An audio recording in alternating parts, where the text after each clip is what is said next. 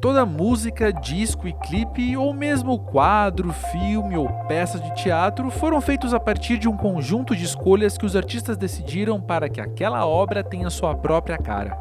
Por isso que conversar com músicos sempre é, invariavelmente, falar de estética.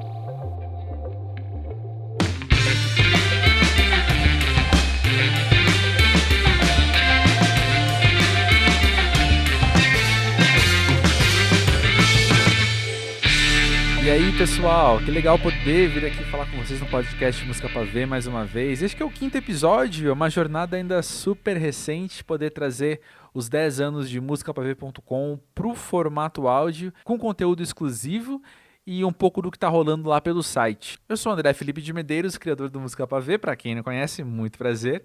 E o papo hoje, como você sabe, é sobre estética, estilos e essas palavras que permeiam o universo da crítica da arte, da filosofia, enfim. São termos que assim que a gente domina, a gente começa a entender melhor como apreciar e como falar sobre as produções artísticas e sobre cultura no geral.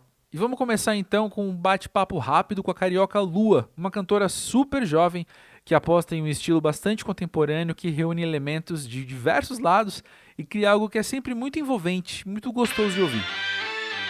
Lua, de Resiliência até Pensei. O espaço de tempo é curto, mas existe uma trajetória que eu identifico como muito grande, até esteticamente, né? Como é que você enxerga isso? Olha, assim, parando para pensar por esse ângulo, assim, que realmente trouxeram muitas mudanças de resiliência para cá, é muito doido, assim, esteticamente falando, eu vejo que realmente, assim, aconteceu um amadurecimento do trabalho de uma forma muito rápida. Mas também não é uma coisa que me surpreende muito, porque não é uma coisa que todo mundo sabe, mas Resiliência eu escrevi com 16 anos. É uma música que eu escrevi mais novinha, então quando eu fui contratada pela Warner com 19 anos, aquela música ali é um bibelô, né? É o xodó, minha coisa rica é Resiliência, eu amo ela total.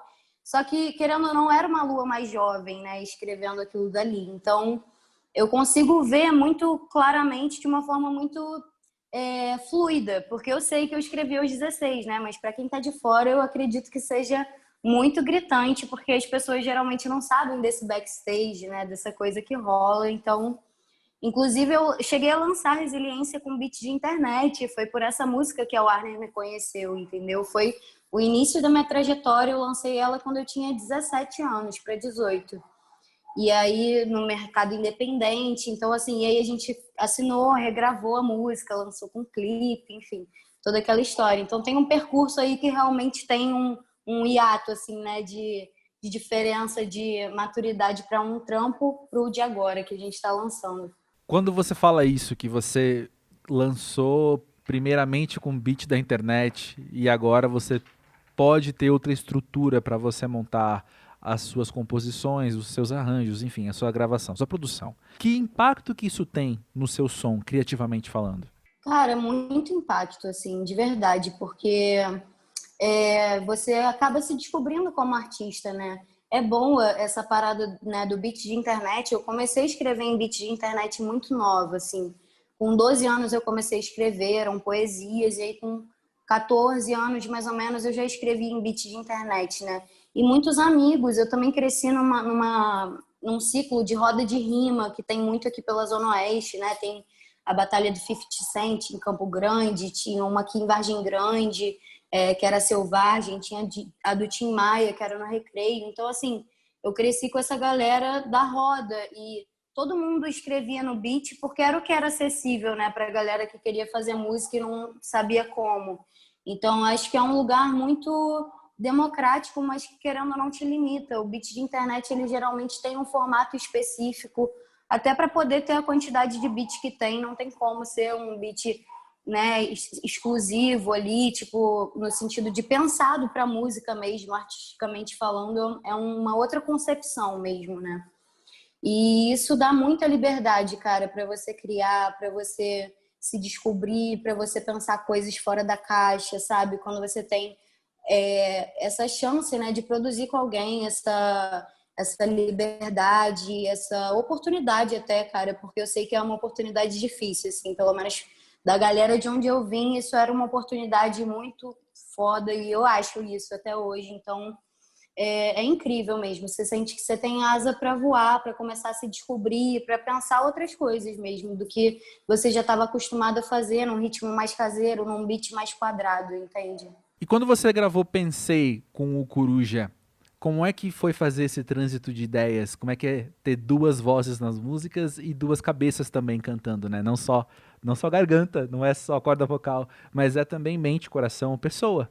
Sim, total. Cara, eu acho que isso é o mais legal do feat, né? Quando você une dois pensamentos distintos, duas histórias até distintas, né? Porque o jeito que a gente canta é o jeito que a gente viveu e vive, né? Então é uma parada muito bonita quando a gente consegue misturar esses dois universos. Foi uma parada incrível, assim. Eu escrevi a música, né? Antes fiz essa produção. Pela primeira vez eu escrevi uma música em parceria, que foi com meu irmão e com meu tio. O resto das minhas músicas todas tinham sido autorais só minhas. E aí foi lindo, assim, a gente escreveu, cada um foi dando uma ideia. Ficou uma música muito carinhosa, uma música muito sobre amor, que fala sobre família. E, cara, quando a gente recebeu a música do Coruja, a gente só conseguia pensar, nossa, que letra absurda, porque ela traz exatamente as raízes, sabe? Essa coisa da nossa fortaleza, da nossa ancestralidade, o que fortalece a gente, né? O que faz da gente a gente, assim, o que faz da gente fiel à nossa essência, e isso casou de uma forma assim bizarra. A gente escutava assim no estúdio e falava, meu Deus, sabe? Tipo, que concepção braba que a gente conseguiu fazer desse som. Então, foi lindo, assim. Eu acho que isso é o mais bacana do feat. Eu consegui ter uma primeira experiência, que foi o primeiro feat que eu lancei, né? De uma forma muito bonita. O Coruja é um irmão muito brabo que a música me trouxe, com certeza. Ele é muito legal, foi muito maneiro tudo. E vai sair um ao vivo também da música. Então, assim, a gente teve vários dias para poder trocar ali, né? Com a gravação do clipe, a gravação do ao vivo. Então, foi um projeto muito bonito, assim, de conceber. Várias energias muito maneiras atuando ali, sabe? Fiquei perfeito.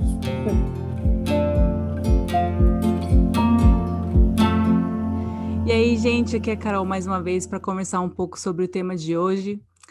E a conversa que a gente vai fazer vai ser sobre como a música influencia a nossa própria estética, o modo como a gente se veste, como a gente se comporta, enfim. Eu acho que a época na qual que eu fui mais influenciada foi quando eu ouvia a música que era dominada emo. Então, na minha adolescência, eu ouvia essas bandas e a minha identidade inteira girava em torno disso. Eu amava usar preto, lápis de olho, aquele uniforme que todo mundo sabe que é emo.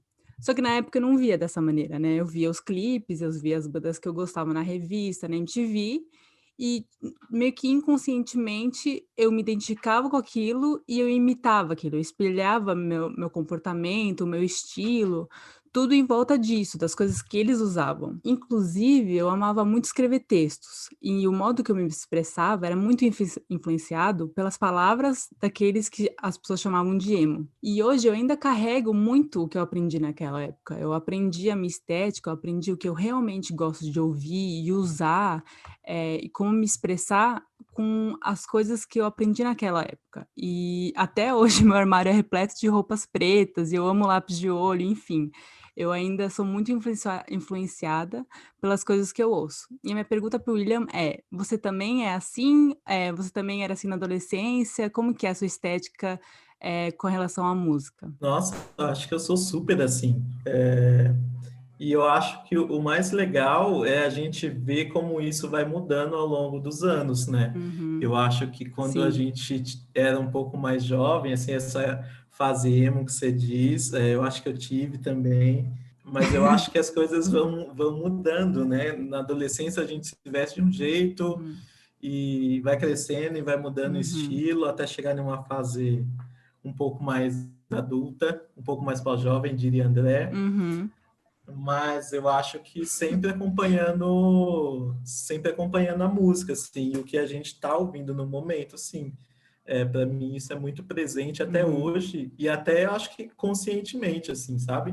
Não digo nem que é inconsciente, eu uhum. acho que música, moda, música e expressão música é expressão, né? Então, de qualquer forma Com que certeza. seja, então tá muito ligado assim. Eu vejo uma evolução também, tanto uma evolução de, quando eu era adolescente, me chamarem de emo e eu ficar triste, Mas aos poucos ficar, não, sou emo mesmo, e começar a entender as coisas que eu gosto, ter orgulho das coisas que eu uso e como eu me expresso. Na época que eu era adolescente, tudo era muito intenso, né? Porque quando você é adolescente, tudo é intenso. E como Sim. isso foi se modificando com a idade. E é o que você falou, música e moda anda muito junto, né? Você vê isso nos movimentos grunge, movimento punk. Total. Meio que isso sempre acontece, né? Muito. E é legal ver como cada uma dessas cenas, assim, tem uma característica marcante, né? A gente olha para o grunge e Uhum, lembra das roupas um pouco mais largas, da camisa xadrez, né? uhum, Quem não tem. É muito interessante ver, assim. Eu até lembrei de uma história, no meu ensino médio, quando eu era adolescente, eu tinha um All-Star verdes. E o All-Star uhum, sempre foi muito ligado as bandas punk pop, né? Green Day, o uhum, Blink-182. eu, E há uns uhum. 2 anos atrás, assim, eu quis comprar um All-Star verde de novo, porque eu queria lembrar um pouco dessa época, assim, sabe? Então, acho que tem um pouco Amei.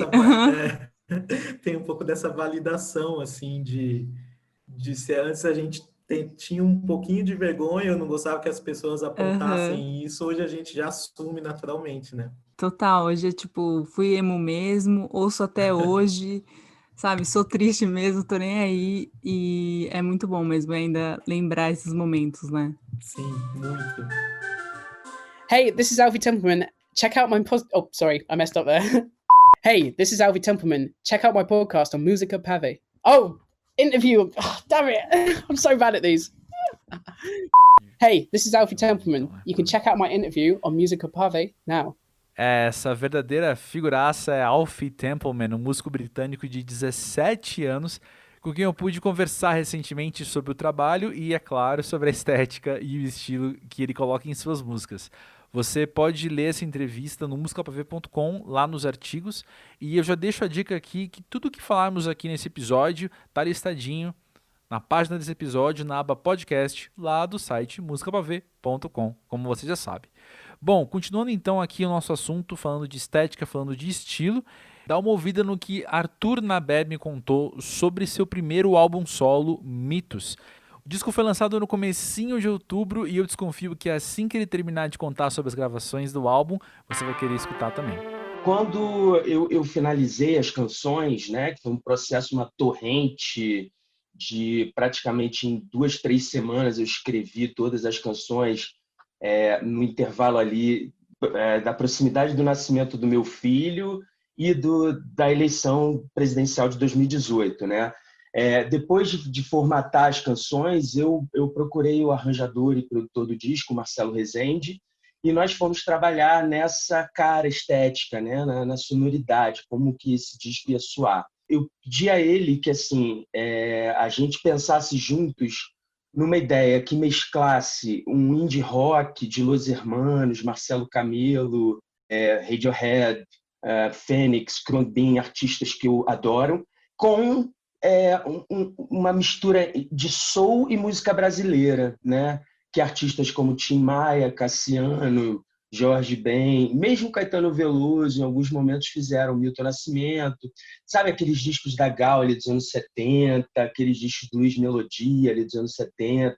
Eu queria aquela sonoridade, mas ao mesmo tempo com essa pegada indie de artistas como Los Hermanos e como esses outros artistas de indie rock que eu falei. Você pode ouvir no disco, você vai ter samba, você vai ter rock, você vai ter uma música que é inclusive meio punk, que é Malbataan, que a gente procurou dar uma cara de paródia dos Strokes, mais ou menos, e a gente procurou amarrar isso de maneira a deixar essa sonoridade uniforme. E eu acho que a gente teve sucesso nesse aspecto. Eu nunca tinha feito o meu trabalho, né? E eu sempre sonhei, de fato, com isso. E eu sempre quis que o meu trabalho tivesse uma cara de soul music, que lembrasse alguma coisa de Stevie Wonder, de Marvin Gaye, de Tony Hathaway, de Sam Cooke, Curtis Mayfield. São artistas que eu sempre amei, que eu sempre gostei. Sabe aquela coisa assim, você vai ouvindo música ao longo da vida, você ouve rock, você ouve lá as músicas de umas bandinhas quando você é adolescente, mas de repente você ouve uma coisa que você fala assim, opa, é isso aqui que eu vou ouvir para o resto da minha vida dizendo, essa é a minha música. Pois é, comigo foi a soul music. Isso aconteceu quando eu ouvi Stevie Wonder, quando eu ouvi Marvin Gaye, e assim, é uma coisa que mexe muito comigo. E eu queria que esse disco tivesse, sabe, coros tais quais daqueles discos clássicos do Inner Visions, do Songs in the Key of Life, do What's Going On, dos discos da Nina Simone, dos discos da Aretha Franklin, principalmente ali daquela fase. Então, acho que essa busca há muitos anos já estava presente na minha cabeça. O meu desejo já apontava para isso, né? Eu acho que assim, a minha caminhada na minha história musical ao longo dos 15 anos de carreira que eu tive cantando em bandas acabou me aproximando do rock, do indie rock. E aí, quando eu fui fazer esse trabalho solo, eu achei que não tinha como eu simplesmente voltar minhas baterias para soul music e abandonar esse lado que eu gosto também tanto, eu aprendi tanto a curtir, sabe? A minha banda favorita da vida é o Radiohead. Então, assim, eu acho que no fim das contas, por mais que meu sonho de adolescente, de jovenzinho, fosse fazer um disco de soul, eu acabei fazendo um disco que mistura rock, indie rock, pop com soul, que é a minha cara. E isso me deixou muito feliz, né? Poder olhar para o meu trabalho e saber que ali sou eu, de fato. Talvez Michel Teló dispense apresentações, mas eu quero te contar sobre seu novo disco, Pra Ouvir no Fone. Diferente do sertanejo que ele já trabalhou em outros momentos da carreira, essa obra foca em um som mais contemporâneo, mais próximo do folk, com inspiração em nomes como Almir Sater e John Mayer. Foi muito interessante conversar com ele, notar como que ele pensa e como que ele pensa a música, né? Além de ser um prazer conversar com alguém tão simpático como ele. Michel, eu admito para você que nós habitamos universos musicais um pouco distintos, então eu estou muito curioso para aprender sua perspectiva sobre várias coisas. Eu acho que eu nunca escrevi tanto antes de começar uma entrevista. Ah, que coisa boa, compadre. Vamos embora, vamos falar então. Michel, uma coisa que me chamou a atenção nesse seu disco, uma das primeiras coisas que eu notei é como ele chega com uma proposta de nós pararmos e ouvirmos a música. E eu penso que isso chega em um tempo em que está todo mundo muito acelerado, né? Como é que você tem enxergado esse momento que estamos vivendo e o que ele pede, o que ele precisa? É exatamente isso, compadre. É um álbum que a letra dá espaço para a música e a música dá espaço para a letra, a poesia, na verdade, né? Esse é um álbum que eu já venho construindo ele há um bom tempo, na verdade, sabe? São músicas que eu gosto, eu vivo isso, eu tenho influência muito grande, Almir Sater, Renato Teixeira, John Mayer, sabe? Mais aqueles discos do John Mayer que são mais que ele fez na roça, assim, um pouco folk, né? Eu curto muito isso. Quando a gente canta aqui em casa, reuniões de família, a gente canta muito isso, essa coisa da viola. Esse álbum começou quando a Thaís ficou grávida, que eu estava viajando muito e eu comecei a refletir e pensar um pouco sobre a vida, né? E aí comecei a escrever O Tempo Não Espera Ninguém. Na verdade, ela chamava até A Felicidade Está no Caminho, que era justamente isso, né? A coisa do quando e quando que eu vou me permitir ser feliz, vou me permitir curtir, eu vou estar feliz. Só quando eu estourar uma canção, ou quando eu fizer aquele projeto, ou quando eu terminar a faculdade, ou começar a trabalhar, ou pagar minhas contas. É sempre lá na frente, né? E sendo que o momento único que a gente tem, o correto, lógico, a gente tem que planejar, mas tem que estar com o pé no chão, tem que estar vivendo esse aqui e desfrutando desse, né? Mesmo nessa dificuldade, sempre tem um lado que tem que desfrutar, a gratidão de estar vivo, né? E a gente é privilegiado, né? Eu me considero um cara muito privilegiado, sim, muito abençoado. Então, isso foi acontecendo. Aí escrevi essa canção, O Tempo Não Espera Ninguém. Quando cheguei em casa, mostrei para a Thaís, ela amou a música. E aí foram surgindo as canções, fizemos Sonhos e Planos lá em casa, embaixo da casa da árvore. Melindinha nem tinha um ano ainda, ela estava no bebê conforto e a gente colocou ela lá, um dia gostoso em São Paulo. Difícil aqueles dias quentes, ensolarados, sim, mas agradável, né? E aí, nós embaixo da casa da árvore, começamos a escrever Sonhos e Planos, né? Justamente essa coisa de planejar. Eu sempre planejei muito sobre a minha carreira, sobre a minha vida, né? E aí, o que seremos e viveremos, né? No tempo que vem depois. A gente estava fazendo essa música, a Melinda deu uma suspiradinha ali, e aí colocamos na música: suspiro profundo, entardecer, e Deus tocando viola, né?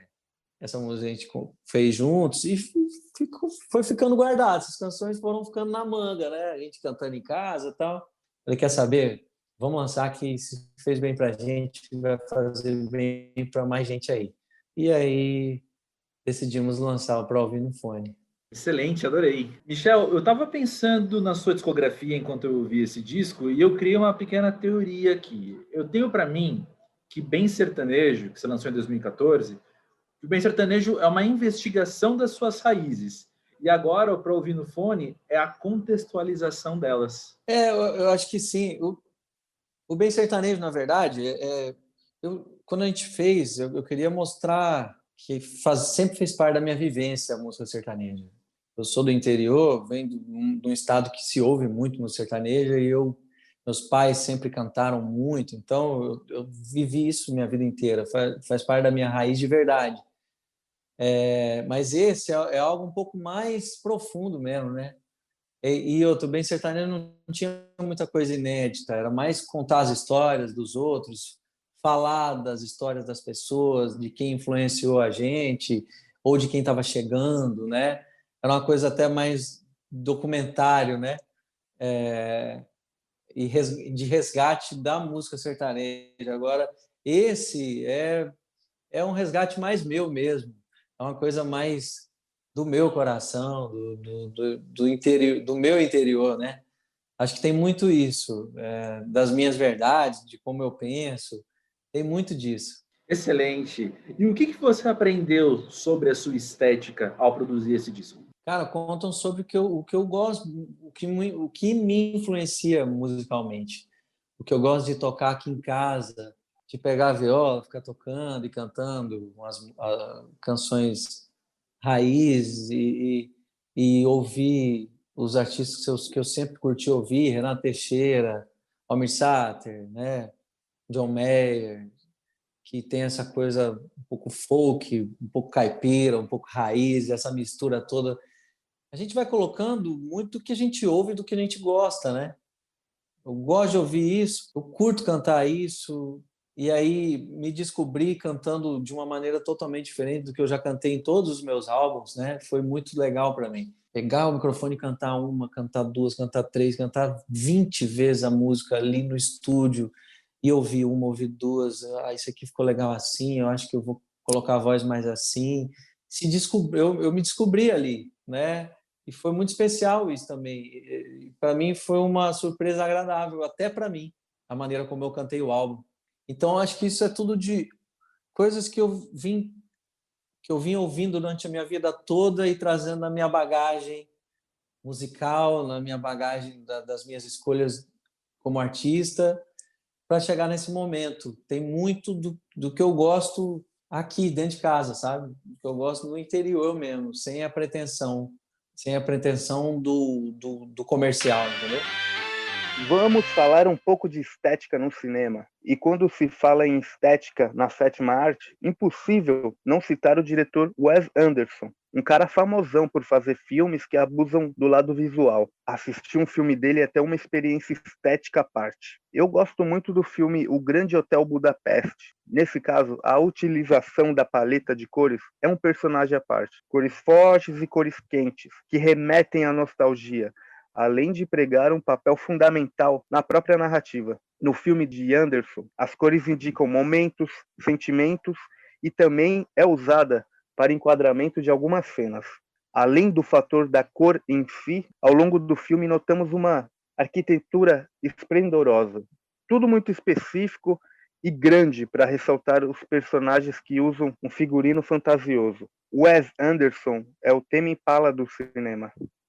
Outro cara digno de ser citado é o Tim Burton, sobretudo com o seu filme O Edward, Mãos de Tesoura, o tipo de personagem que vai ser lembrado eternamente pela estética. Ao contrário do Wes Anderson, o Tim Burton tem uma linguagem beirando ao dark. É o The Cure do cinema. Ainda percorrendo a estética cinematográfica, o senhor Martin Scorsese tem uma estética mais urbana. Os seus filmes normalmente possuem cores frias, mostrando um lado obscuro do ser humano. No filme Os Bons Companheiros, a fotografia transporta-se pelo preto e vermelho. Aliás, o vermelho está ligeiramente associado à violência. Scorsese é o Metallica do cinema. Por fim, e não menos importante, os irmãos Coen, o Bob Dylan do cinema, mostram uma estética mais interiorana, uma parada faroeste. As cores de boa parte dos personagens são frias, mas ao contrário do Scorsese, essa escolha é mais introspectiva e ajuda a preencher a ironia contida no próprio roteiro, como em O Grande Lebowski, um homem solitário que, por meio da roupa usada, mostra toda a sua personalidade. Nesta semana, o pavezeiro William Nunes trocou áudios de WhatsApp com Luísa Lian, uma cantora fabulosa, da qual boa parte da redação Música Pavê é fã, e também não só os nossos leitores, como os músicos com quem conversamos, sempre citam ela como referência. Assim que você ouvir ela falando sobre suas visões, sobre arte e estética, vai fazer ainda mais sentido para você o quanto ela é admirada. Oi Luísa, tudo bem? Que bom ter você aqui no podcast do Música Pavê. E hoje a gente está falando sobre estética. Há um tempo atrás a gente conversou e você me disse que seus discos começam a partir de movimentos estéticos, que as criações e os desdobramentos do disco saem a partir dessa estética que você cria para cada um dos trabalhos, né? E você é uma artista visual, você é formada em artes visuais, né? Eu queria que você falasse como essa sua formação ajuda no desenvolvimento do seu trabalho na música. Oi, William, tudo bom? Espero que você esteja me ouvindo bem aqui. Se tiver muito barulhento, você me fala. Sobre essa sua pergunta, o que eu acho que acontece a respeito dos meus trabalhos é que eles começam como uma sementinha, assim, que se desdobra para várias coisas, que são visuais, ou musicais, ou poéticas, e o fato de eu ter escolhido estudar artes visuais também, eu já era uma pessoa bem envolvida com a música, com tudo, mas eu escolhi estudar as artes visuais porque eu gostava do que essa formação podia me apresentar enquanto história do mundo, sabe? E poder ler o mundo e a história da humanidade, conhecer, né, essa história da humanidade a partir dessa leitura das artes visuais. E eu acredito que isso me fez também ter um jeito muito imagético de criar música, de construir coisas, de construir a poesia, né? Então, mesmo quando eu não estou fazendo propriamente um trabalho visual, a visualidade atravessa o meu trabalho. E eu acho que é dessa maneira que acontece, né? E daí eu vou desenvolvendo, daí a partir daquela sementinha que eu falei, as coisas se desdobram e eu vou desenvolvendo tudo. E uma coisa vai influenciando na outra, assim, sem dar muito para saber o que é música e o que é visualidade. Legal. Você falou dessa questão da visualidade e eu acho que é algo bem orgânico assim no seu trabalho, né? Da gente ver nos seus clipes e quem já viu seu show também, com as telas, as projeções que você usa, isso acaba dando essa impressão de que de fato é natural. Como é para você levar toda essa extensão para esses lados assim do trabalho, né? Pro ao vivo e para os clipes que você faz? Tem sido uma conquista para mim, para falar a verdade, conseguir levar toda essa extensão visual para o meu trabalho, né? Conseguir construir um show da maneira como eu imagino, acreditar nisso. Com certeza tem um lado que, como você falou, é bem orgânico, mas tem um lado que não é muito natural, porque não é uma coisa que que a gente vê muito acontecendo. Então precisou passar por alguns processos de ruptura, assim, até chegar nisso. E quando eu comecei a fazer o Ia Tempo, eu não tinha o intuito de fazer um disco. Eu estava sentindo uma necessidade de voltar um pouco, de dar uns passos para trás ou de dar uns passos numa outra direção, que era o caminho de uma performance, né? De fazer uma performance com as minhas poesias, uma coisa menor, mais lado B mesmo da minha trajetória musical. Porque quando a gente fala de música, a gente está sempre lidando com um público maior do que um público da visualidade, um público das artes plásticas, ou um público das performances, da dança e tudo mais. Então, eu precisei achar que eu estava fazendo uma outra coisa para começar a fazer isso que eu estou fazendo. Eu precisei pensar assim, não vou fazer música, porque não era tão comum, não era tão fácil você encontrar pessoas que, pelo menos dentro da música, né, músicos, mas que tivessem um pensamento, pelo menos no meu ambiente, assim, que tivessem um pensamento visual também. Então, não foi exatamente o caminho natural, na verdade, foi um caminho de deslocamento.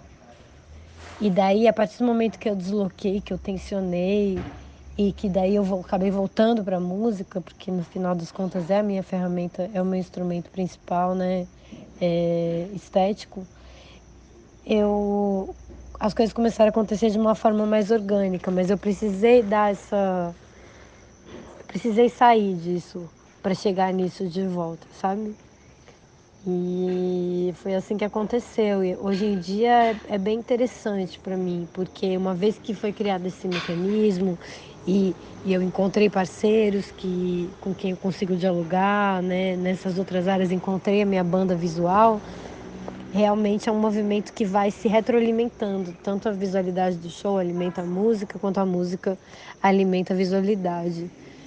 Tá sendo uma descoberta para mim e uma descoberta muito preciosa, assim, uma coisa que me instiga e me estimula muito criar um show e pensar em cada detalhe do roteiro dele. Que legal saber disso. É sempre muito bom descobrir como funcionam esses processos até chegar no resultado final, né? Uma outra coisa quando a gente fala de estética é a questão da identidade, que para mim parece ser muito forte em você. Você tem músicas que abordam temas que são sensíveis e de certa forma complexos em um tempo que talvez não seja tão aberto a receber essas questões, né? Ancestralidade, o tempo feminino, o corpo, a intimidade, o diálogo, me parece que são temas que, ao invés de se enquadrarem na sua arte, elas moldam a sua arte. A sua arte é criada a partir dela. Minha impressão tá certa? O que você acha? Quando você fala que eu abordo temas que são sensíveis e num mundo que não está muito aberto para esse tipo de questão, eu lembro de uma entrevista do Arnaldo Antunes que ele falava: a poesia não está aí para fazer sentido, a poesia está aí para fazer sentir. A gente vive um tempo que todo mundo é um pouco publicitário de si mesmo e que as coisas estão completamente chapadas e pouco polarizadas, né? Porque vivendo dentro desse simulacro a gente acaba mostrando só o que interessa e não a nossa complexidade, não a nossa ambiguidade. O que eu entendo é que o papel da arte é exatamente, mesmo que ela não seja tão popular quanto uma frase de efeito, mas o papel da arte é exatamente criar essa ponte e criar uma complexidade, criar alguma coisa que ela precisa ser olhada por muitos ângulos. Uma vez eu perguntei para alguns amigos, né, para Ava Rocha incluindo, se arte era manifesto ou manifestação. E a maioria das pessoas respondeu que arte era manifesto. E a Ava respondeu, não, é manifestação. E eu concordo com ela. A minha resposta para essa pergunta é que a arte é manifestação. Ela está aí para manifestar o complexo, o mistério, o infinito. E não para necessariamente responder nenhuma pergunta. E por isso que é tão legal olhar para as coisas a partir dela. Eu acho que tem muito a ver com o conceito de utensílio que o Paulo Leminski fala também, né? De que a poesia não tem utilidade, ela é a própria razão de ser. Me lembrou muito isso, só falam. Agora, sobre Azul Moderno, que foi lançado em 2018, né? Ele é o disco que mais se aproxima do que você quer ser enquanto artista? É, com certeza. Eu não sei nem se nessa entrevista do Arnaldo ele não se inspirou nisso, do Paulo Leminski, para falar sobre isso. Para dizer que a poesia não está aí para fazer sentido. Sobre o Azul Moderno ser o mais próximo do que eu quero como artista, acho que não. Mas não que eu exatamente signifique que eu saiba exatamente para onde eu quero ir. Mas me interessa ir para lugares bem diferentes ainda, sabe? E também voltar para esses. E também atravessar processos que eu desconstrua mais coisas, como aconteceu no Azul Moderno.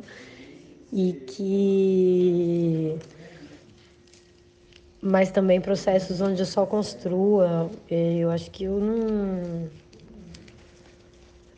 Eu acho que eu ainda tenho um longo caminho pela frente para saber que artista que eu quero ser, com certeza. E eu gostaria de ter um trabalho também que fosse até mais aberto, né? Ter outros trabalhos que envolvam música de uma forma diferente, que sejam mais plásticos. Então, acho que também seria muito triste se eu dissesse que o Azul Moderno é o disco mais próximo do que eu quero chegar como artista, porque não sei se eu quero estar tão perto da linha de chegada. Olha só, adorei essa última frase que você disse. Só deixa a gente mais curioso para ouvir o que você vai mostrar mais para frente. Para terminar, em 2020, o Música Pavê está completando 10 anos e nós fizemos uma série especial no site chamada Um por Um. E a Luísa Brina foi uma das convidadas e ela falou sobre você, sobre o seu trabalho. E isso chegou até você, né? Eu queria saber como que você recebeu essas palavras da Luísa Brina, né? Sua xará, e se vocês se conhecem. Então, eu conheci a Luísa Brina por causa do LG Lopes, que é um amigo querido, e a partir do Graviola. E dali a gente acho que começou a se acompanhar à distância, assim. A gente tem vontade de fazer alguma coisa juntos e tudo mais, mas a gente não teve ainda a oportunidade de conviver tanto, de se conhecer melhor. Somos conhecidas e mutuamente admiradoras. Foi muito legal e surpreendente ler as coisas que ela falou sobre o meu trabalho. Eu me senti muito honrada, não só por ser ela, mas por ter um pensamento, né? Por ter alguém que está elaborando um pensamento um pouco mais profundo sobre o que eu estou fazendo. Enfim, só que a gente se conhece a partir da nossa arte mais, né? Esse último EP dela que tá lindo, de se acompanhar, do que exatamente por ter uma relação íntima ainda, pelo menos. Para a matéria de capa desse episódio, queríamos trazer alguém cuja jornada não só foi observada pelo Música Pavê, mas também reflete como que a estética se desenvolve ao longo do tempo. Clarice Falcão é então a nossa convidada para uma conversa sobre a sua discografia e sobre como a sua música mudou, ou melhor, se transformou a partir não só do que ela ouvia ou entendia sobre o seu som, mas também como ela via a si mesma. Clarice, como eu costumo brincar, é sempre bom achar desculpa para poder conversar com você mais uma vez. Ai, claro, tem que achar mesmo, senão... E olha só, eu tava pensando, olhando pra sua obra, que tem um conceito que parece que fica forte quando vejo, que é os discos são retratos das épocas que eles são feitos, né? e de quem o artista é, por consequência, na época em que eles foram produzidos, não é? Cara, totalmente. Eu gosto de dizer que, do mesmo jeito que às vezes as pessoas falam pra alguém que fez uma tatuagem, assim, ai, você não vai se arrepender disso, sim, vai ficar pra sempre, nananana. Não, peraí, é um retrato desse momento. Realmente, eu posso mudar de ideia daqui a pouco, mas eu nunca não vou ter passado por isso. Então, é como se... Eu sinto muito isso acho que com os meus discos, eles inclusive são bem espaçados, né? Acho que porque eu sou preguiçosa, mais que qualquer coisa. Mas aí dá para ver bastante essa diferença, né? De que é muito o que eu tô vivendo naquela época, sabe? Pelo que eu tô me interessando, os assuntos que estão realmente me passando, enfim. Então, você tem toda a razão, assim. Acho que os discos, eles têm tanto de estética sonora quanto de estética visual, quanto de letra. Acho que tudo é bem assim, quem sou eu naquele momento? Sim, tem uma coisa que eu arrisco afirmar a partir do que eu observo, que alguns ouvintes acabam... É uma ficha que não caiu em alguns ouvintes, vou dizer assim, que é a questão de que quando você está construindo uma mensagem, as escolhas que você faz de estilo estão lá por motivos muito específicos. Não são apenas uma escolha de, agora eu vou fazer um disco dançante. Agora eu vou fazer um disco que é acústico. Não, essas escolhas têm tudo a ver com com a história que você está contando, né? Totalmente, cara. Totalmente. Eu sinto que o Monomania, por exemplo, tem uma coisa muito específica que eu acho que aquelas letras não seriam... elas ficariam com menos camadas se elas fossem um rockinho ou sei lá, sabe? Porque, como tá falando de cianureto, de matar as pessoas, sabe? Eu sentia que muito da graça, muito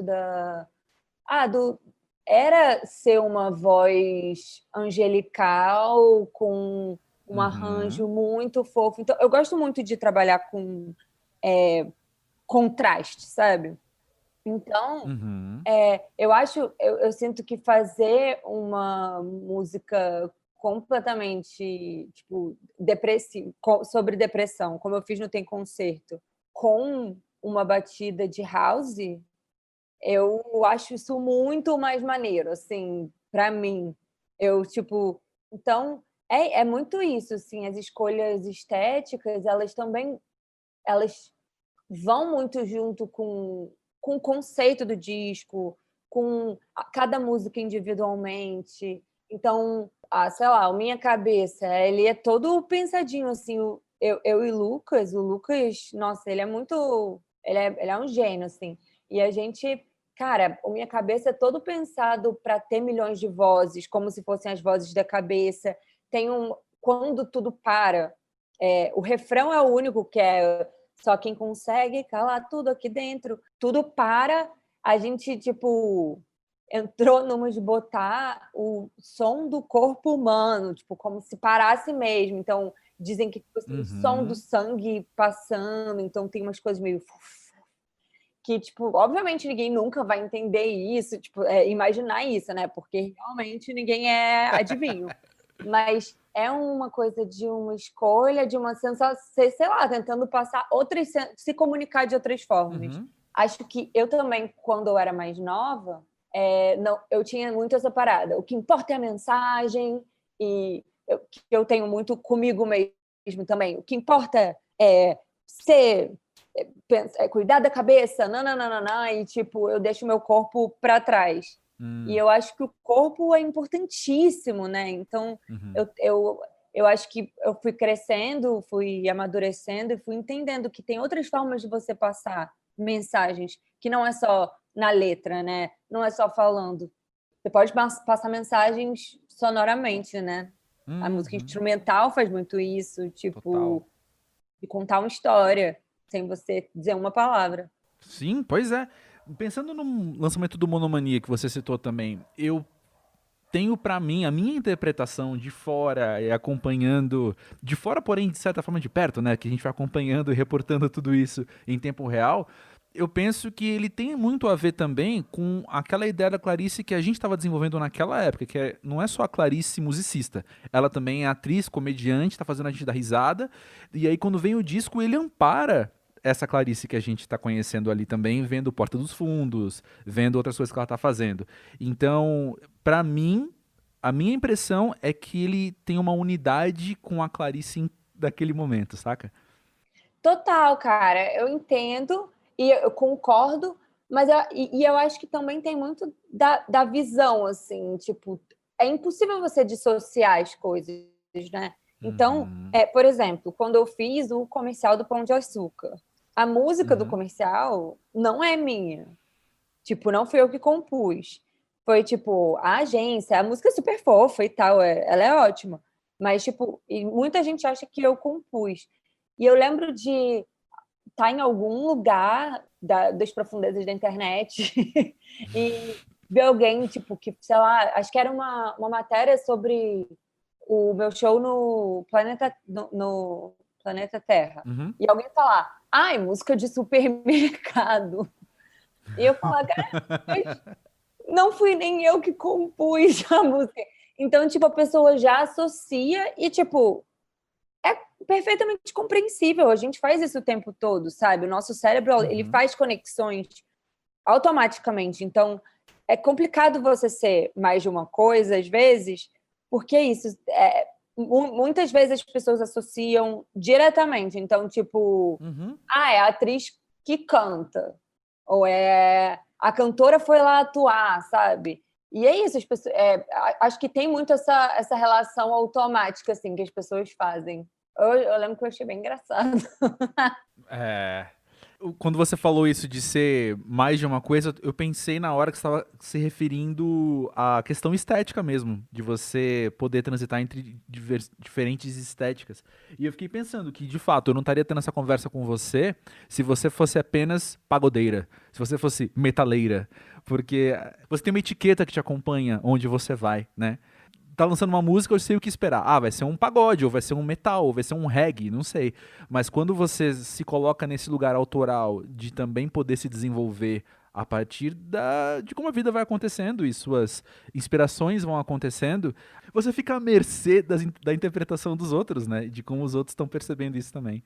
Total, cara, eu entendo perfeitamente. E assim, você estava falando isso, eu estava aqui pensando, eu acho que muito disso é porque... Como eu não sou uma puta instrumentista, muito pelo contrário, inclusive, eu toco malzíssimo, toco qualquer coisa. Tipo, eu nunca fiz aula, eu, tipo, me ensinei, sabe? Então, tipo assim, meu violão é, tipo, uma vergonha, o meu piano é uma vergonha, eu faço só para compor.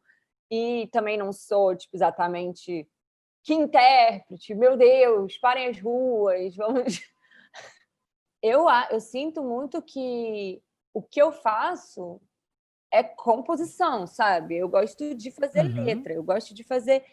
E quando o que você ama é isso, a embalagem meio... Ela vai indo com... Sabe? A estética, ela vai... Eu acho que eu tenho uma parada que é... O que embalar... Eu sinto que eu vou me sentir representada, sabe? Enquanto tem gente que, tipo, curte muito fazer música, sabe? Música no sentido... eu gosto muito de fazer um pagodão, entendeu? E eu acho isso maravilhoso. Só que eu acho que a outra vibe, quando você faz isso, é isso. Provavelmente você vai mudar seu pagodão, você vai, tipo... viajar nesse universo, sabe?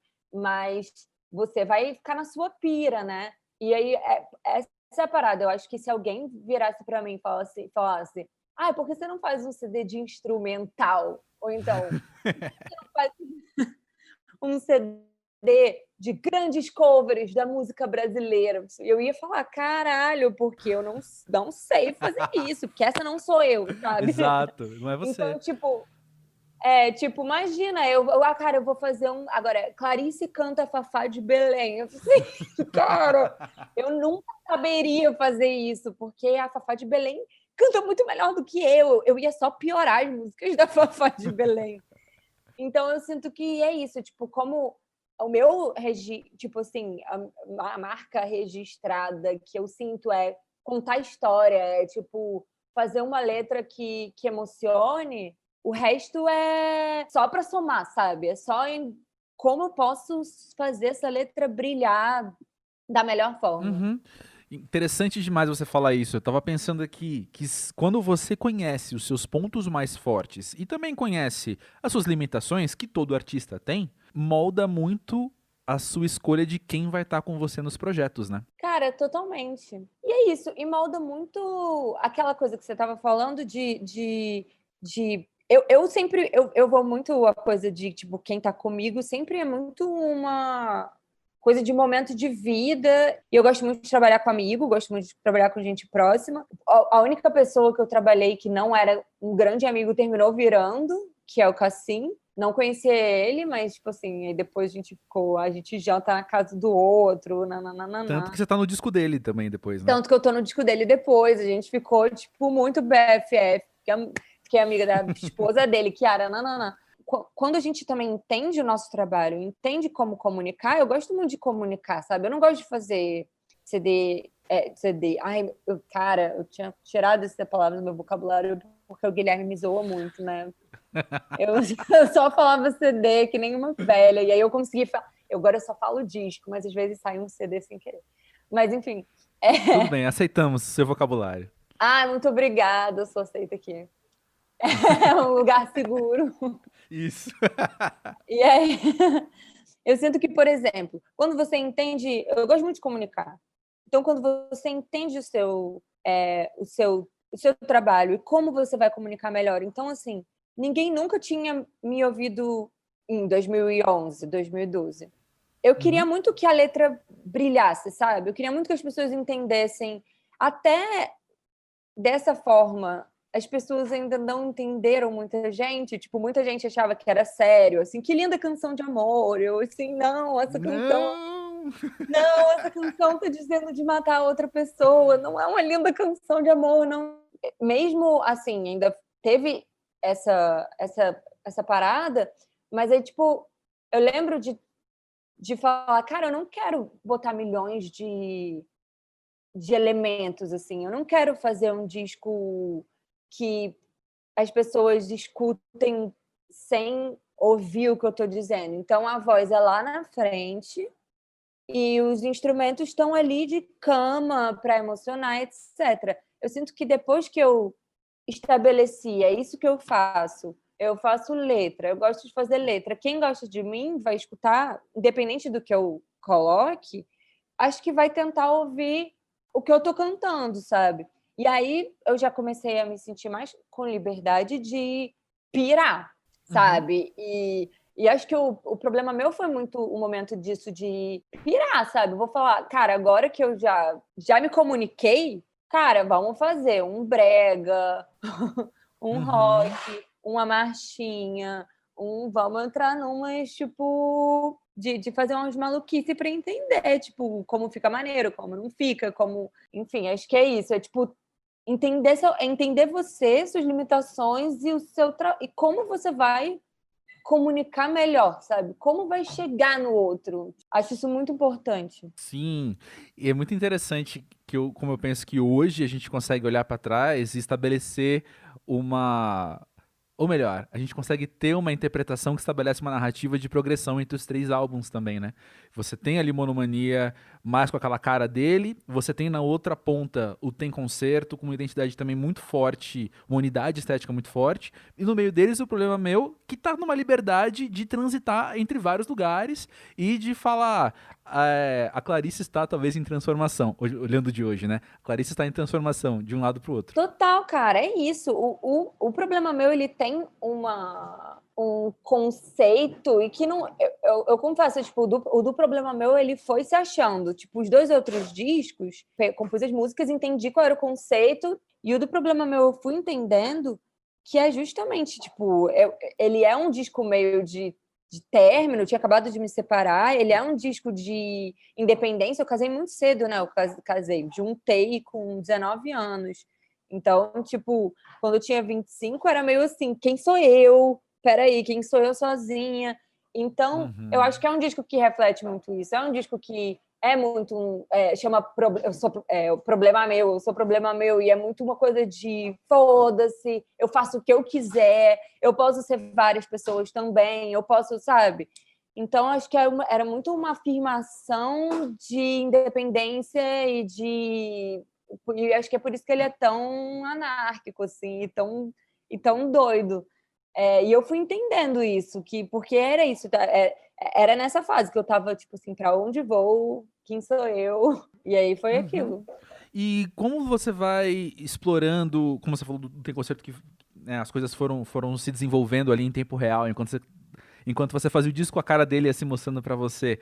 Quando você tá nesse processo de descoberta, de experimentação, existe alguma vontade também de você não olhar pra trás? Alguma vontade de falar, eu quero fazer algo diferente, eu quero fazer algo novo, não vou me repetir? Cara, é interessante essa pergunta, porque peraí, eu vou pensar nela pra responder honestamente. Eu acho que em algum lugar, sim, pra mim, né? Talvez seja meio caso a caso, assim. O Monomania foi uma situação muito específica, porque eu tipo, lancei o disco e ele foi tomando uma vida própria, sabe? Mais do que todos os meus outros discos, ele realmente tomou uma vida própria, assim. Eu fiquei de um tamanho que era muito maior do que eu tinha planejado e imaginado. Eu fiquei com uma cara que às vezes não me representava totalmente, né? Tipo, o personagem, aquela coisa que eu falei de tipo, vou fazer com uma voz doce, vou fazer aquilo não, daqui a pouco era como se tivesse colado, então eu tinha quase que ser uma pessoa, sabe? Tipo, eu lembro muito tinha muito meet and greet, galera invadindo o camarim, nananã, e eu tinha que ser aquela pessoa, sabe? Hoje em dia eu sinto que eu tenho uma outra relação com as pessoas que gostam do meu trabalho, muito mais horizontal, muito mais... Eu posso falar o que eu quiser, eu posso zoar, a pessoa me zoa de volta, é de boas.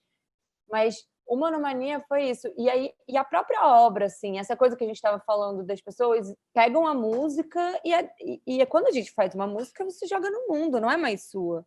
E eu senti isso com Monomania, tipo, muito, sabe? Eu lembro de parar a turnê no meio.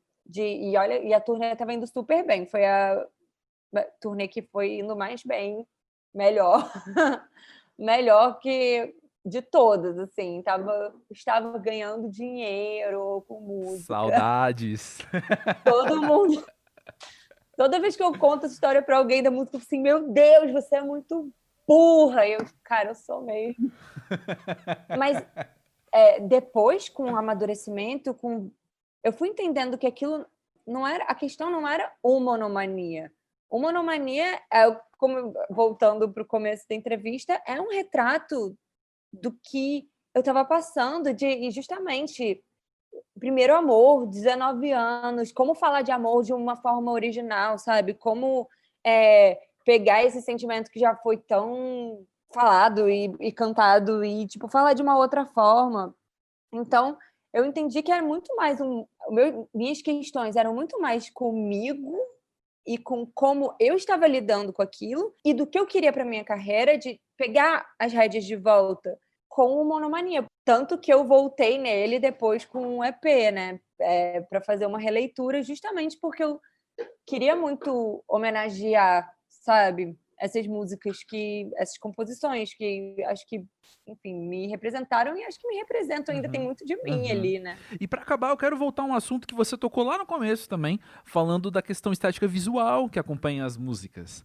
Como que tem sido pra você trabalhar, ainda mais agora que Bom, não sei, é uma interpretação muito de quem tá de fora também, mas me parece que cada vez mais essas escolhas estéticas que você faz pro som te abrem mais leques de possibilidades visuais também pra você pirar e fazer várias coisas que são interessantes que você quer fazer, né? Cara, exatamente. A parte estética também foi uma coisa que foi mudando. Eu acho que eu também fui descobrindo as possibilidades, sabe? Exatamente como sonoramente, sabe? Que dá para passar uma mensagem de outras formas. E acho que, nesse sentido, eu conto muito com a colaboração de pessoas, sabe? Com a ajuda das pessoas. Porque é isso, eu não sei fazer...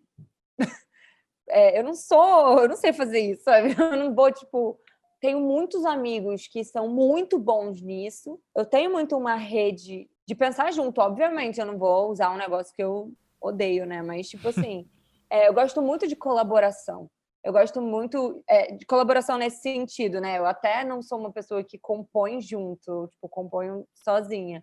Mas esse tipo de colaboração em áreas que eu não sei, que eu, tipo, eu quero entender mais. A minha parceria com o Lucas foi muito isso. Hoje em dia, eu já consigo mexer no Logic, eu consigo produzir uma coisinha para mandar para ele, nananã. Eu toquei coisas no disco.